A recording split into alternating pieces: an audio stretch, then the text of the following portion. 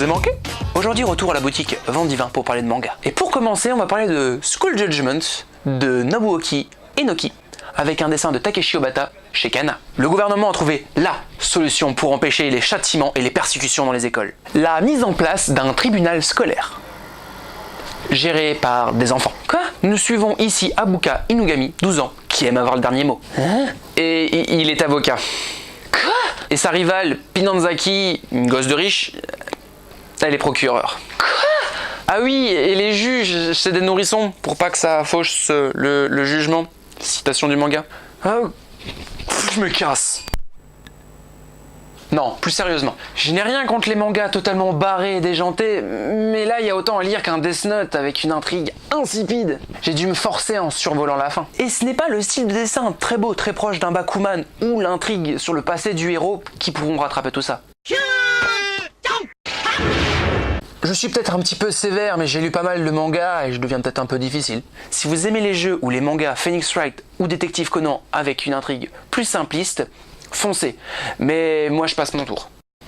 Et maintenant, Dead Demons Destruction de Inuo Asano chez Kana. Le Japon a né, aucune idée. Une masse sombre et métallique apparaît dans le ciel. Les extraterrestres débarquent. Est-ce la fin du monde? Eh ben non. Mais 3 ans après, rien ne se passe. Des petits vaisseaux sortent du gros, mais n'attaquent pas. La vie continue pour Oran et K2D, 2 amies lycéennes de longue date. L'une gameuse, rêveuse et défaitiste, l'autre gameuse, réaliste et pourtant totalement décalée de la réalité. Honnêtement, au début, je me suis dit, ça va être chiant. Eh bien non.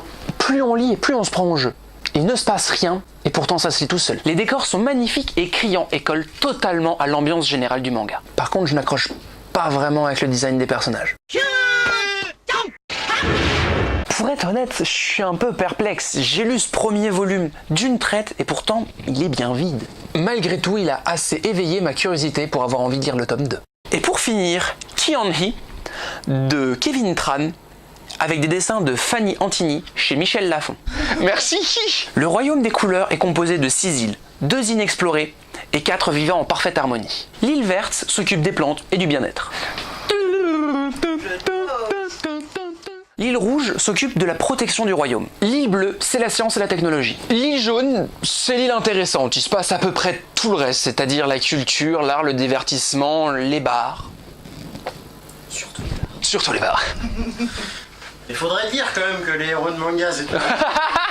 C'est l'île où vivent Ki et I, 2 frères dont on suit les aventures. Ki est rond, aime manger et montrer qu'il est le plus fort et martyriser son petit frère. Ki est un petit garçon chétif et espiègle qui aime jouer des tours à son grand frère. Et même si l'harmonie règne, de petites disputes et aventures attendent nos 2 héros. Il y a plein de références, que ce soit au manga, à la culture pop, à leurs vidéos sur YouTube. Quand je dis leurs vidéos, je parle du rire jaune de Kevin et Henry Tran. L'histoire est légère, mais un semblant d'intrigue apparaît aux 3/4 du manga.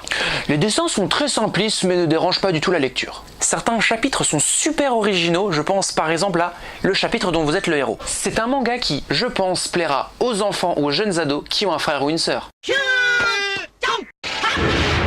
C'est un manga pour jeunes lecteurs. Pour ma part, j'ai trouvé ça un petit peu léger pour un tome 1. Les dessins sont simplistes et agréables, mais trop de fond blanc tue le fond blanc. Mais si vous voulez une lecture simple et légère, n'hésitez pas. Si cette vidéo t'a plu, n'hésite pas à t'abonner à la chaîne, à aller voir mon autre chaîne YouTube et à aller liker notre page Facebook.